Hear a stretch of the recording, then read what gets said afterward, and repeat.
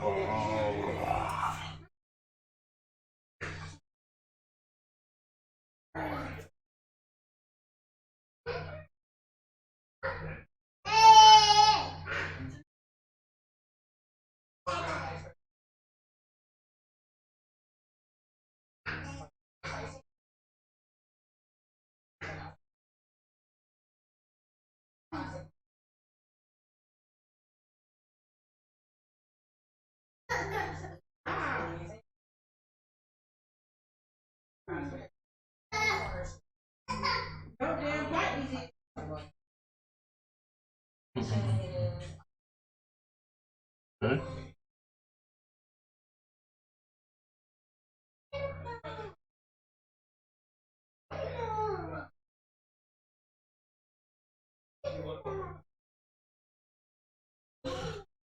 And we are live. This is Travis Witherspoon from Carter Cow Capital. This is part 3 of the setup, in which today what we end up talking about is which broker should you use, which platform should you use to be able to help you out for charting, and how much actually should you actually start off with for the overall account size to be able to get started.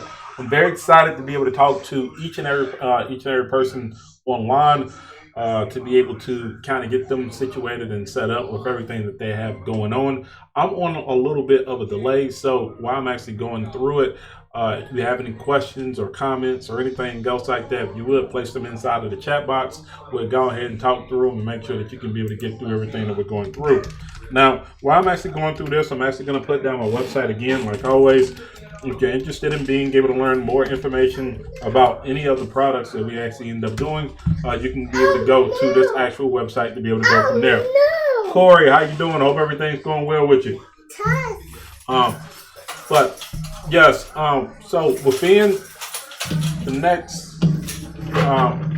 next 30 to 45 minutes, we're actually going to end up talking about which broker should you use and what exactly should you be looking for. We're going to end up talking about which platforms could be able to help you out for being able to get the most out of your overall trading, and how much money should you actually be able to start off with when trading in general. Byron, what's going on? Haven't spoken to you in a while. Hope everything's going well with you. Welcome to the setup. If you do me a favor, just type in, hey, tell me if my sound is good while we're going through that. Ashley, I hope everything's going well with you.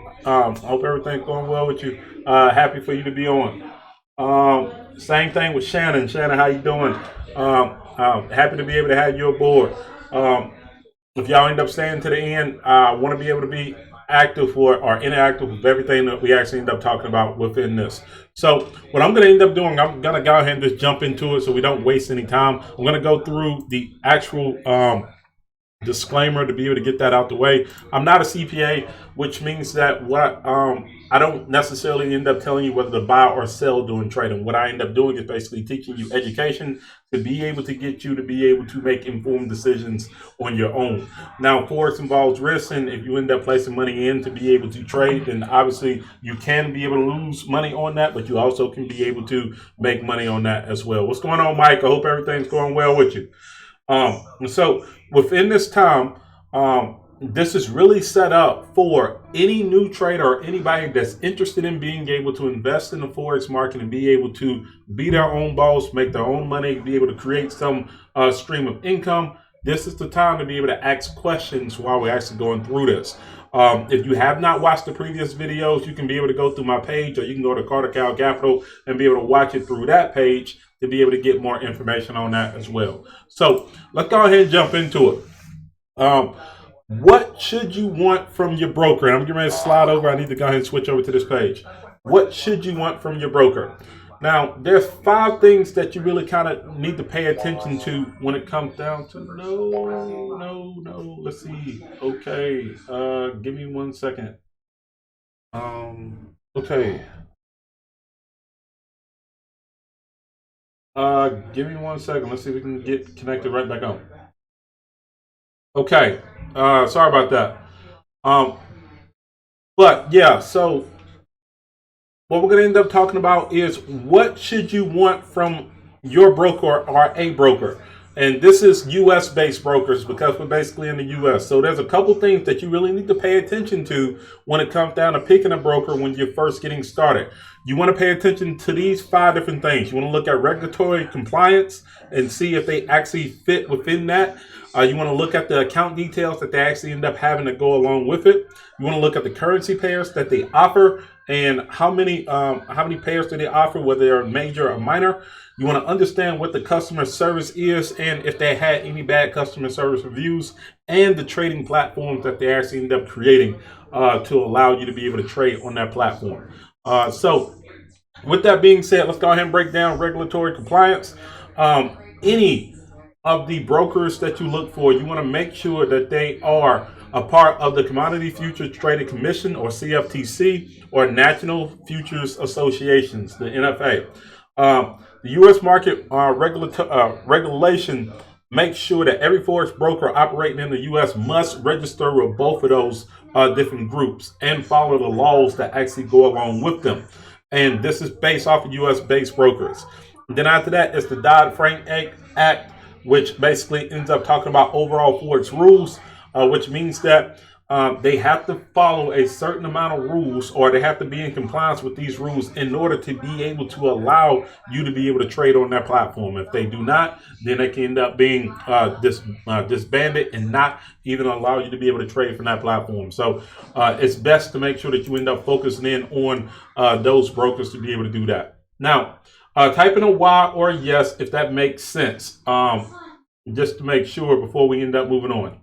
If you have any questions about that, I can be able to accommodate that and be able to answer those questions while we're actually moving on. Just give me a quick second. I'm about to get a quick swig of water while y'all actually going through that. Charles, how you doing? I hope everything's going well with you.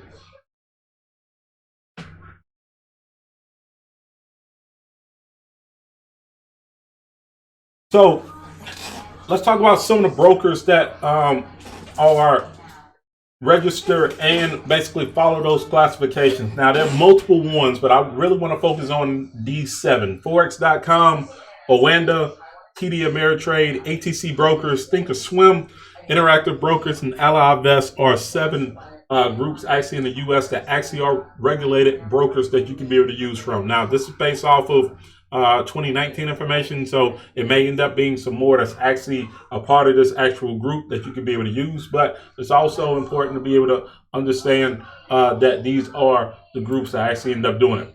Now, let's focus in on account details and what's actually going within that account details. You want to focus in on these 5 different things that go along with it. You want to see how much leverage and how much margin is actually given to you on a certain account. Now, understand this. When it comes down to Forex trading, the way you end up making your money within trading in general is that you want to be able to get something. You want to be able to use your leverage in your account safely to be able to create an income based off of it. Now, remember, that's based off of lots. We ended up talking about that yesterday in the first day, where you end up having mini, micro, and standard lots of overall trading.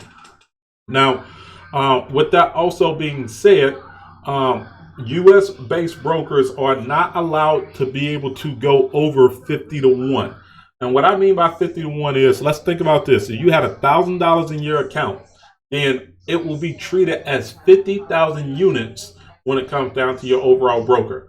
And that's how much you actually end up having in leverage. So that means that you can be able to use that leverage to be able to add more into your account over time. Now, margin requirements is what type of margin that they end up having for each and every trading pair that goes along. Meaning that when you're looking at, let's say, the US dollar versus the Japanese yen, right? One mini lot for the US dollar Japanese yen will end up being totally different from the United States Swiss franc, right?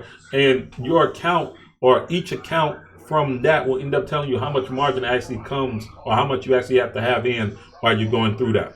The next thing that you need to focus in on is commissions and spreads. Now, when you're actually trading, this is the money that you're giving to your broker. So if your broker has high spreads, then they're going to end up taking a high commission from each and every one of the trades that you take. Now, understand this. If you end up buying and selling, that is 2 different commissions. that actually ends up going out of your account. So if they don't have low spreads, meaning that if you're looking at it, let's say if we look at if we look at one of the accounts is at 1.0010, and the other trade that's for selling, for buying is at 1.0012. The spread in between them, between 12 and 10, will end up being 2. So it's a 2 pip spread. So really and truthfully, the market at that particular point is probably right in the middle, which means that when you end up taking a trade, you're automatically at a loss. And that loss is due to being able to pay the broker to be able to place that trade in. Type in a Y or a yes if that makes sense, while we're actually going through that, because that's very important. Because for some people that actually end up looking at it and they see that they place in a trade, and if they've never traded before, they see that they're automatically in a negative. What that actually means is that you just basically paid the broker to be able to get into the trade. Then after that, the next thing that you need to focus in on is initial deposit, and the ease of deposits and withdrawals. Now, both of them are very important, because obviously if you end up making money in the Forex, in Forex trading, you want to be able to take cash out and be able to make a profit from that and be able to use that however you want to be able to do for its fit. Now, most brokers make it easier for you to be able to place money in. Obviously, right? Because they want to be able to take your money and be able to go from there. But some brokers actually make it very hard for you to be able to take it out. Or they have certain rules that they end up putting in place for you to be able to take it out. So typically, initial deposits can vary from this starting up the account and having nothing inside of it and actually being able to have that for a certain amount of time. I know Forex and Oanda, you can be able to start your account and keep it at 0, or as long as you actually want it to, before you actually start trading, and they won't cancel your account. I cannot speak for other brokers or other different groups that actually end up doing something a little bit different. But the minimal amount that you end up placing in has to be at least $50 between both of them, and being able to deposit money. It has to be at least $50 on depositing. Now, when it comes down to withdrawals, what they end up doing is this. Let's say if you end up depositing $1,000 inside of your account, and let's say you end up going on a hot streak and you end up making an extra $1,000. So you have $2,000 in your overall account and you want to withdraw all of it. What they end up doing is that they'll allow you to withdraw the original amount that you deposited, which was that $1,000, but you have to pay a fee for being able to get that other $1,000 out. Now, certain groups have certain different percentages on how much that actually is, but they actually end up having a percentage on you being able to take that out for its overall profit.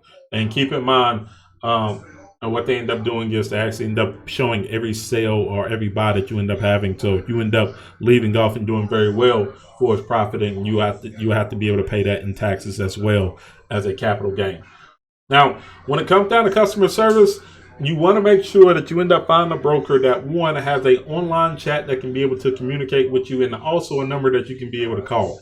Now, the reason why you want to have a number to where you can be able to call, if you're like me, I like to be able to speak to people, especially when problems are actually happening. I do not want to speak to a bot on being able to figure out what's going on with any type of issue.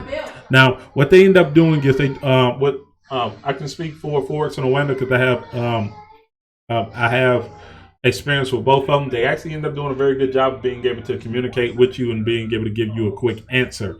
Now, the one thing that I don't necessarily like, especially with Oanda, is that with their bot on being able to communicate with them, it takes a long time for you to be able to get to an actual agent to be able to speak to, because they want the bot to be able to answer your question without actually speaking to a actual representative. So that's one of the things to be able to pay attention to. Now, lastly, you want to be able to figure out what trading platform is actually going to give you the best experience from a web-based experience and from an experience for being able to give you other type of goodies that allow you to be able to make better trades. Now, some brokers actually end up having to where that you can be able to back test and forward test scripts and be able to place that on, meaning that if you're going to end up doing your own automated trading, you can place the script in and it will actually end up trading on that web-based platforms. Some groups actually integrate with MetaTrader 4, in which that's something that I end up using a lot, especially with my automated trading, because the code that actually ends up going in to be able to make that trade. I'm actually about to skip out again for some reason. My internet is kind of playing with me right now. Okay, so it's back on, um, and it went right back off. Just give me a second so I can be able to get that right.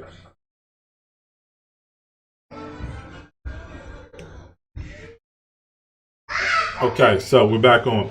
Now, with other platforms and the way that they end up creating it is that the way that you end up using it is that they actually end up having their own app to where you can be able to make your trades on their web-based platform. I know Forex.com actually ended up having a pretty good application for a few years before they actually ended up upgrading to the new one. And to be honest, it wasn't worth my time at all. It wouldn't allow me to be able to download, be able to look at trades or anything else like that. So I stopped using that actual platform to be able to buy and sell on my phone. But I was able to integrate it with MetaTrader 4 and be able to have my broker tied into it, and basically just trade from there.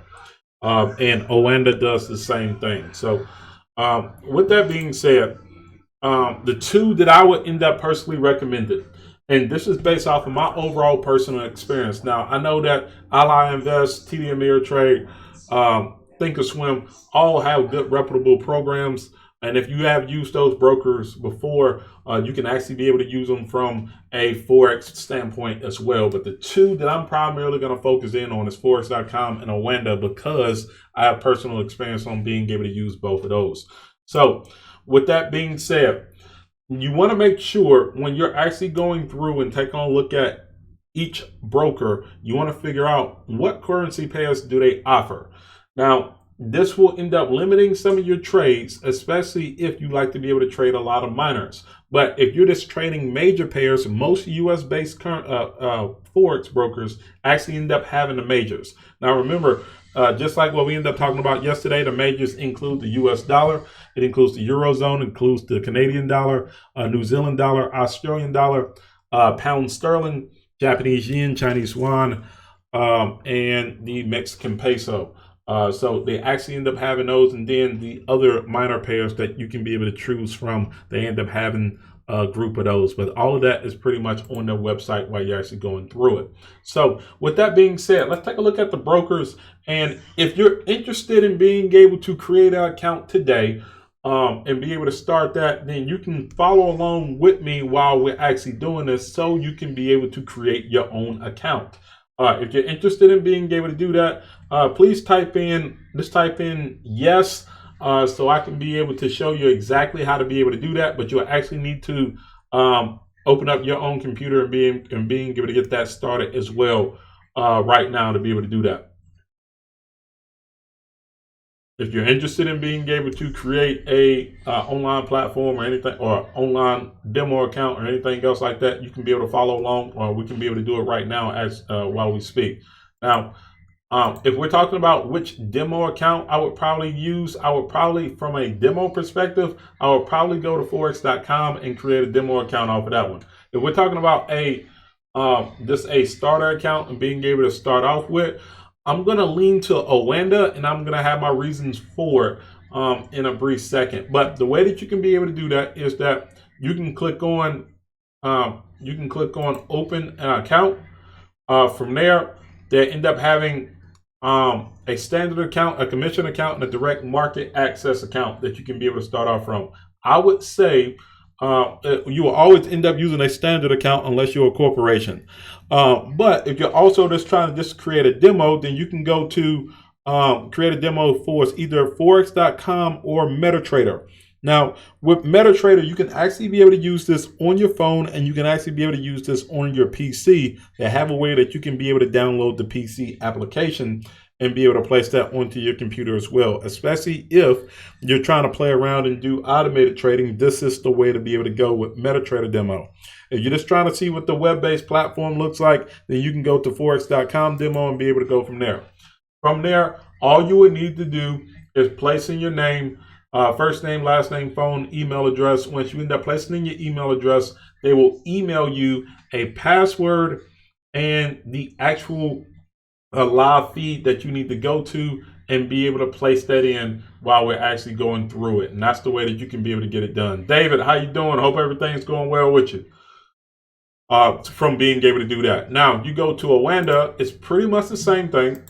All you have to do is click on sign in. If you have not signed in before, you can click on don't have an account, click on sign up. You can be able to create a trade practice account and be able to get started in with that. A FX trade account is a live account with real funds. FX practice account will end up allowing you to be able to do that. All you have to do is just place in your overall residence and be able to place in all of your information from there to be able to get started. So hypothetically, we go right here, we click on United States. Once you click on United States, you'll end up placing in all of your information. It will go back to your email address. So you have to place in a real email address. That's where you'll get your information. Same thing with your username. And then after that, it will place you in.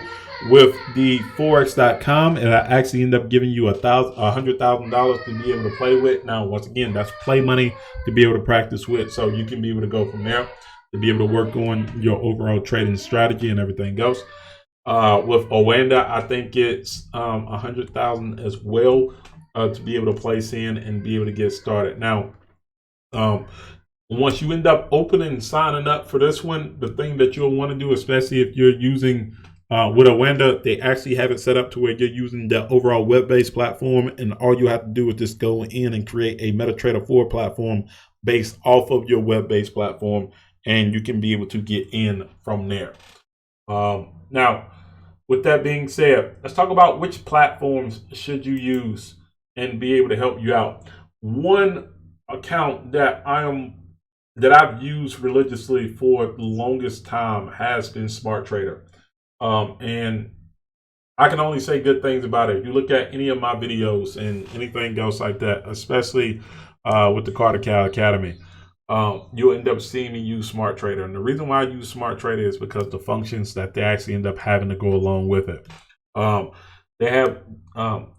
They have a lot of indicators that you can be able to use. I've gotten to the point to where I don't necessarily use that many indicators anymore. But one of the things that they end up using a lot is the Smart Fib. And the Smart Fib allows you to be able to save your time, especially if you're going into our Fibonacci Fundamentals course, to be able to see exactly where the market is and be able to see it from there. The downside to Smart Trader is that if you're a teacher or you're someone that has to work where it has a strong firewall, it doesn't work within the firewall very well. So you actually really have to be either on your phone on an internet website to where it doesn't necessarily have too much of a firewall to be able to place in, and you can be able to go from there. Now, some of the features that they have is that you can be able to look at different ideas that they have going on. They end up showing you different trades that you can be able to get placed in. They actually end up explaining all of the stuff they have going on from there, and you can be able to see some of the information that they end up having within the overall trading strategy.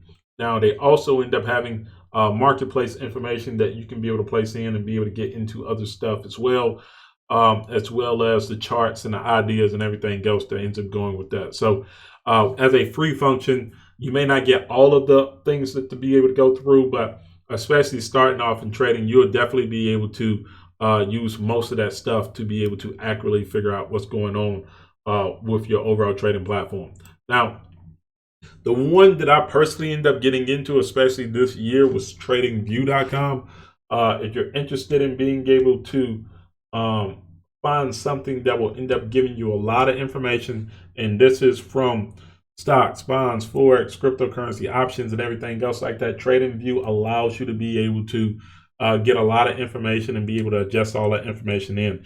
One of the things that I like about this, even though it has a lot of ideas and everything else like that, is that they actually end up having streams that you can be able to go to, and they have a screener that you can be able to use as well. Now, the one thing that I like about the screeners is that you can be able to set up the screener to something that you're interested in or indicators that you end up using, and it allows you to be able to look at numbers instead of looking at the chart. Now, if you've seen one of my previous videos where I end up talking about how you can be able to get information on the chart without actually necessarily paying attention to what's going on with the overall movement, you end up seeing that I said that the Forex screener was the next best thing to be able to do than staring at the chart for in 20 to 30 minutes to be able to figure out what's going on. If you want to be able to break down information quickly, you can be able to use the screener and place in whatever indicators that you use a lot to be able to see exactly where that market is and be able to make a decision on which pairs you want to focus in on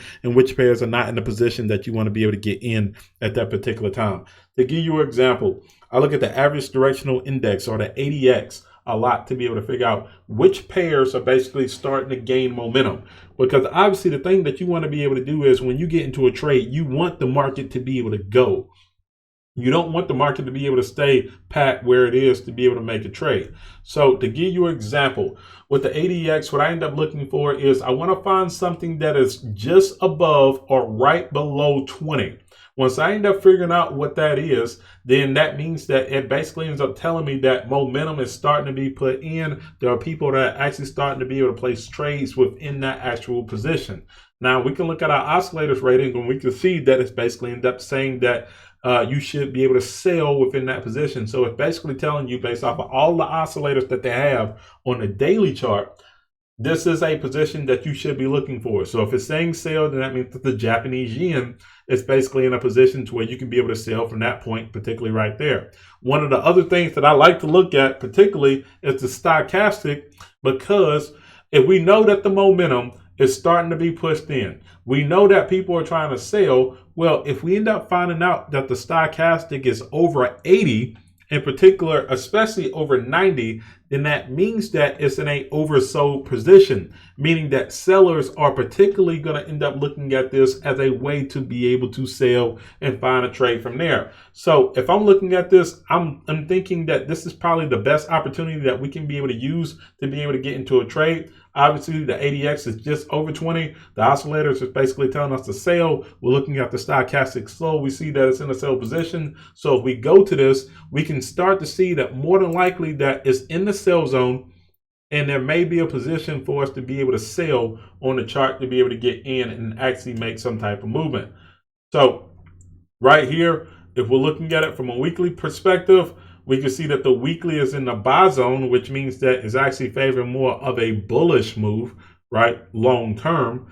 If we look at the monthly, we can see that the monthly is giving more of a bearish term, long term, for its overall movement. But if we look at the daily, we can see that the market is basically starting to move up towards that oversold boundary. And now it's just figuring out if we do have a position to be able to sell in. Now, currently, if I'm looking at this and if I'm looking at this chart, overall, I would say that there wouldn't be a position to be able to get in at this particular point, partially because that if we look at the movement between the ABCD sequence, this movement actually ended up breaking above that high right there, which meant that it will be some short-term drop, but I don't think it'll be a long-term consistent drop toward the downside.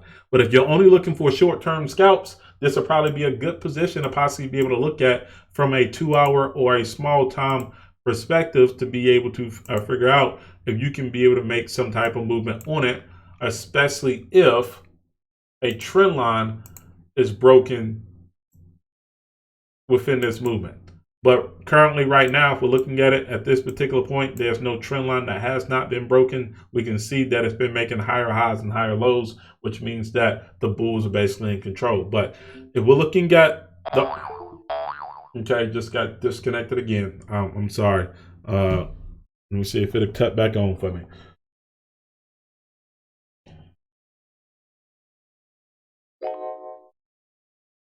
Okay, so if we end up getting placed into this position and we can see that it starts to push back, that it starts to push to the downside after breaking this overall trend line, then now we have a chance to be able to say that, yes, it will end up moving toward the downside and giving us a chance to be able to sell from there.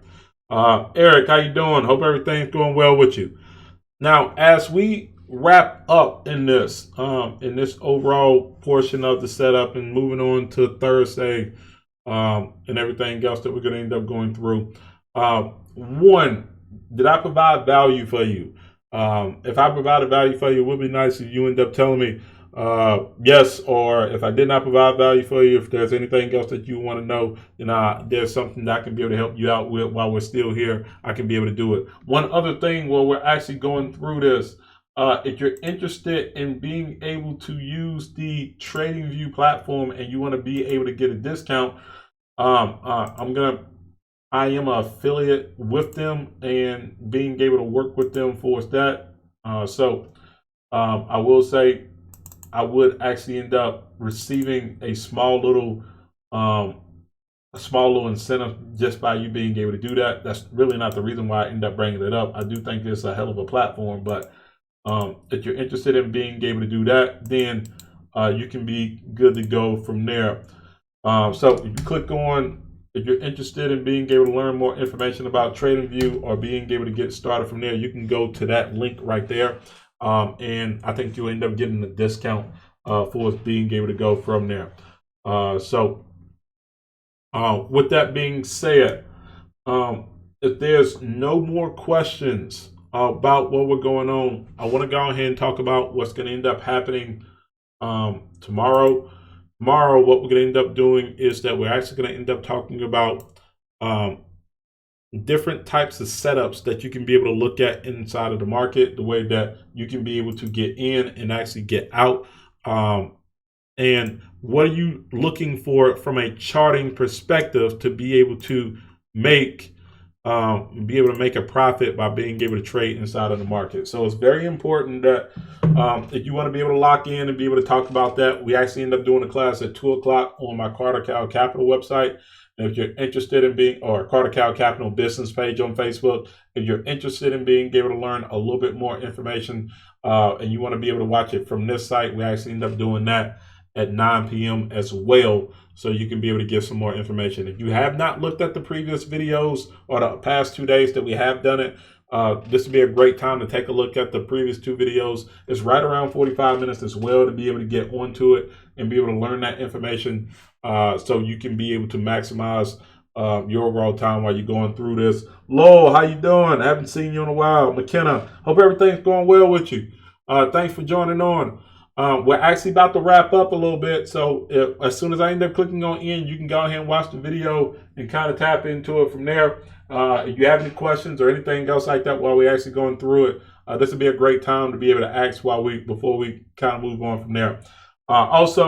Like I ended up saying before, if you're interested in being able to learn more information about what we end up doing for our Fibonacci Fundamentals course or any of our automation courses or anything else like that, you can be able to go to that website link and be able to place in that information. They'll ask you for your phone number. That'll give me a chance to be able to talk to you and set up for you to be able to reserve your seat for one of the actual free webinars that we end up having. It actually ends up giving you a chance to be able to get my book, Success in Forex. It's everything I wish I would have learned my first year of trading, basically set up in 35 pages. And it's really just an hour long of just overall reading that you can be able to go from there. But until then, plan your trade your plan. Everyone that end up hopping onto the video, I do appreciate that you end up hopping in. I will see each and every one of y'all tomorrow. Please make sure that you stay safe, kiss your loved ones, and have a great day.